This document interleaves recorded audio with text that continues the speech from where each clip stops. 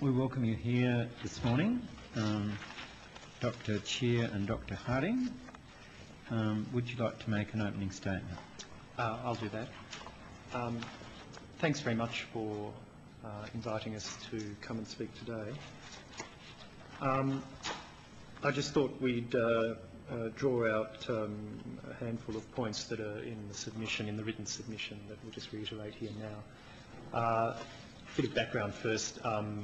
Dr. Chia and I are members of a team that has been given an ARC discovery grant for 2010 through to 2012.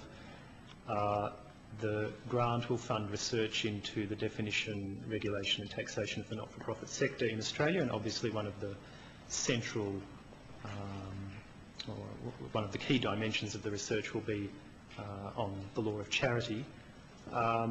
We're still in our early stages. We've only been working on the project for a few months, but we have already sort of established some directions for the research, and I think that's reflected in the submission in part.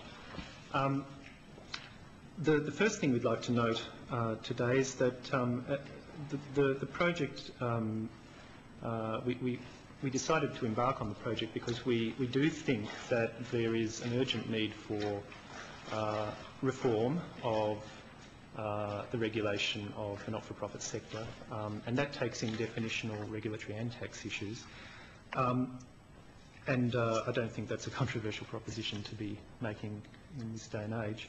But what we would note, and we do note it in the written submission, is that reform in this area needs to be both considered and extensive, and it needs to be undertaken in a holistic manner and not in a piecemeal manner. Obviously, the reason for that is that there are a range of issues surrounding the reform process which bear upon each other, and the only way to ensure that they are weighed and balanced in the correct manner is, and taken into account in the correct manner, is to ensure that they're all being reviewed at the one time. And it's for that reason that we're of the view that the present bill,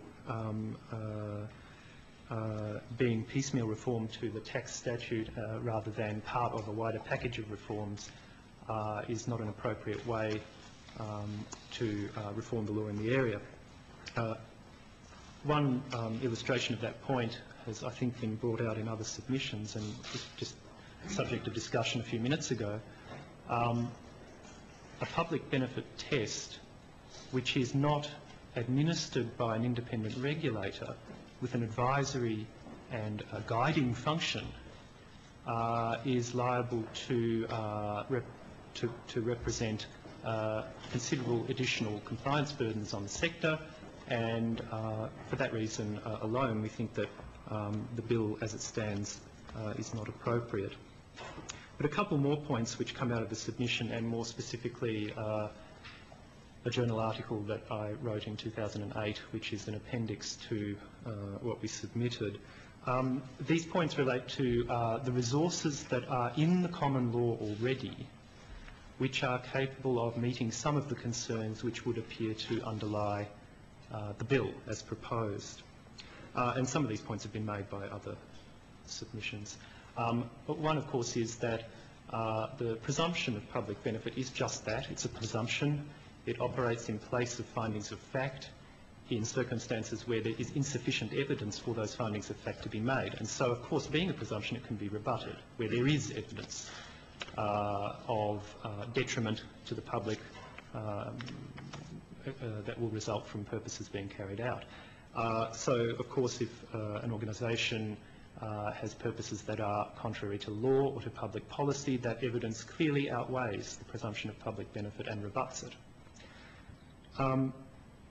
What we also find in the common law is scepticism about certain types of claims of benefit that are made by religious organisations, and these are claims of spiritual benefit. Most of these cases come from the English courts, but the same treatment is discernible in Australian common law. The leading case here is Gilmore and Coates, the House of Lords decision from the early 1950s about the Carmelite nunnery in London. where the House of Lords said the nuns' claim to be benefiting the public by intercessory prayer for other people could not be subjected to standards of proof in a court of law, and for that reason the public benefit test was not met. Interestingly, in those cases, courts administering the common law have not applied a presumption of public benefit, and so there's a tradition of insisting on a public benefit test in all of its full rigour in certain cases where claims to public benefit are made by religious organisations. It's only one tradition, and of course alongside it is the tradition of the line of cases in which public benefit has been presumed, but it is important to see that there's resources in the common law for both of those lines of thought. Now, in a sense, those cases of illegal, immoral purposes, on the other end of the scale, spiritual purposes or spiritual benefit, are not difficult cases. The difficult cases are in the middle, cases where claims to intangible benefits are made, but where there's no clear evidence of detriment or harm to the public from purposes being carried out. It's here that the presumption of public benefit has traditionally done its work, and that's what I outline in my paper from the Modern Law Review. As an illustration of that, I take the case of Watson, which is referred to at page 165, I think it is, of the paper. This was an English case from the 1970s. It involved a testamentary trust for publishing religious literature. The testatrix, the person whose will it was, had belonged to a small non-denominational Christian group, and the literature was propounding the views of that group. The judge, who was called upon to determine the validity of this trust, called expert evidence on the merits of these writings, and the evidence was given by an Anglican clergyman who was a member of a different denomination than these writings were aimed at. The expert declared that the worth of the writings was nil. Nonetheless, the judge applied the presumption of public benefit to uphold the trust.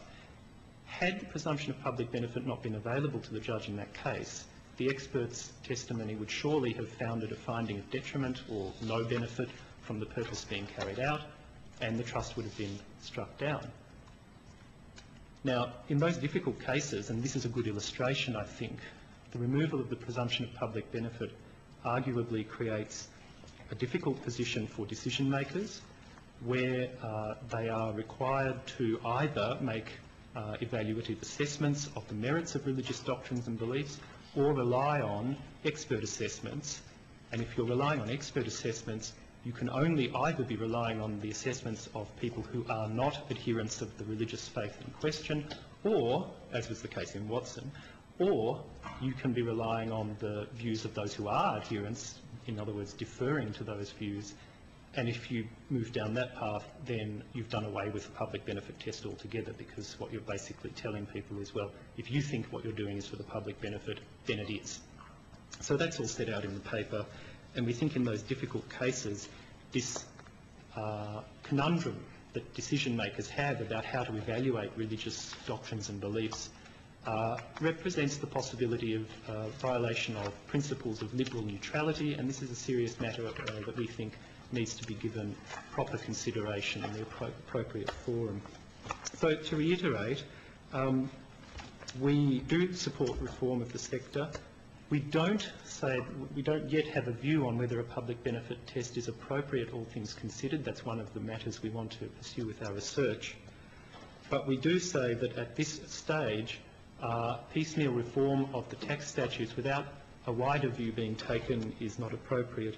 And we would remind the committee of the considerable resources that the common law already has to deal with some of the concerns that perhaps underlie the bill. So I don't know if Dr. Chia wants to add anything. I think that sums up our view. Senator Cameron? Yeah, Dr. Harding, before we go to some of the analytical approaches that you've adopted, how do you think we should deal with the information asymmetry that applies to charities?